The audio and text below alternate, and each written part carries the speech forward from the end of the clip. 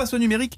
Et maintenant, avec vous, Clément Le Saffre, vous nous annoncez quelque chose d'incroyable. Le SMS nouveau est arrivé. Le SMS, en tout cas, évolue. Qu'est-ce que ça veut dire ? On l'avait pas forcément entendu parler jusqu'ici. Ça se faisait un peu dans l'ombre. Il faut dire que le SMS, il est indissociable de l'avènement des téléphones portables. On en envoie tous les jours. Mais pourtant, il va pas très fort. C'est un peu triste. Les Français se sont échangés 171 milliards l'an dernier, quand même.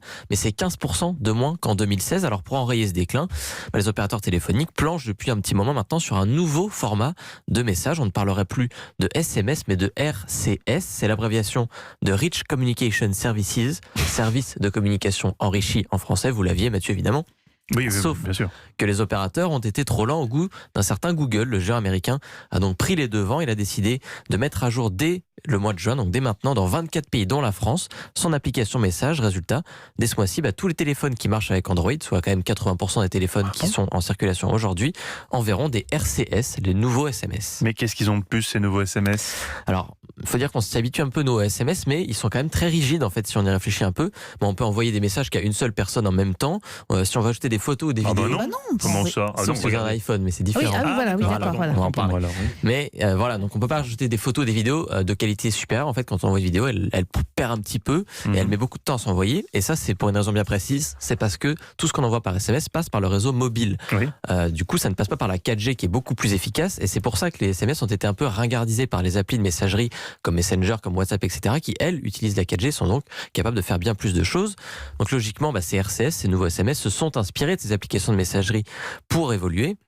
Donc avec l'RCS, on pourra avoir des conversations de groupe en temps réel avec accusé de réception des messages. On pourra voir quand quelqu'un est en train d'écrire, vous savez les 3 petits points avec la bulle là. On pourra aussi envoyer des vidéos très très vite en qualité supérieure, des gifs, des animations, bref, vraiment tout faire. Et c'est déjà donc ce que disait Eva, ce qu'a mis en place Apple, mais uniquement c'est la messagerie e-message, c'est quand vous envoyez un message d'un iPhone à un autre iPhone en fait. Et effectivement c'est la même chose, ça va très vite et c'est en temps réel. Alors le seul point noir de ces RCS qui arrive donc aujourd'hui, c'est que contrairement aux messages d'Apple aujourd'hui justement, ils ne seront pas chiffrés. Alors, vous savez que moi je suis un nostalgique, je suis un sentimental. Est-ce que ça veut dire que le SMS va disparaître ? Alors, pas totalement. Je vous rassure quand même, vous pourrez envoyer des petits SMS en douce comme ça sans le dire à personne. En fait, le SMS va rester comme une sorte de base pour nos messages. Il prendra le relais. Le bon vieux envoyé par message texte. Voilà, exactement. En fait, quand on n'aura pas assez de réseau pour envoyer des messages RCS ou des e-messages si on a un iPhone, le SMS prendra le relais. Donc, ce sera valable dans le métro, par exemple, dans certaines lignes pas bien couvertes ou dans les zones blanches. Et puis, sur les vieux téléphones ou pour les messages, on disait envoyer d'un iPhone vers un Android. C'est pas le même système, donc ça restera des SMS. Merci Clément Le Saffre. Et donc j'ai compris que comme tel Monsieur Jourdain qui faisait de la prose sans le savoir, je fais du RCS sans le savoir déjà, c'est ça ? Si vous avez un téléphone Android et que vous l'avez mis à jour, a priori, oui. Ça doit être ça.